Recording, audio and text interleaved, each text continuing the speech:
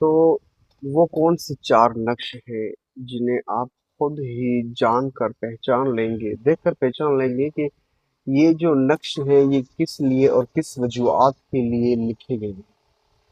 تو سب سے پہلے ہم آپ کو ان چار نقشوں کے بتاتے ہیں کہ وہ جو چار تعویذ ہوتے ہیں، گھروں سے نکلتے ہیں، ان کا کیا مقصد ہوتا ہے۔ پہلے وہ تعویذ جس کے اوپر عجیب و غریب حروف لکھے ہوتے ہیں،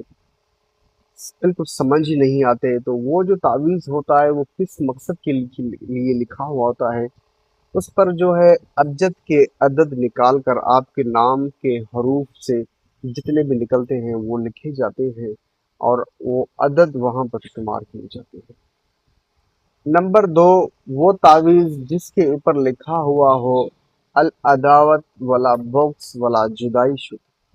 اگر جس تعویذ پر یہ الفاظ ہوں تو وہ تعویذ جدائی، جھگڑے اور فساد کے لیے ہوتا ہے۔ نمبر تین، وہ تعویذ جس کے اوپر لکھا ہوا ہو الحب ولا محبت الشدید گرفتار شد،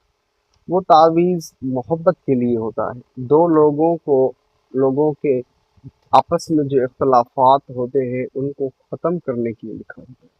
نمبر تین، وہ تعویذ جس کے اوپر کوئی دعا لکھی ہوئی ہو، کوئی آیات لکھی ہوئی ہو، وہ تعویذ گھر میں برکت کے لیے بھی ہوتے ہیں اور شفا کے لیے بھی۔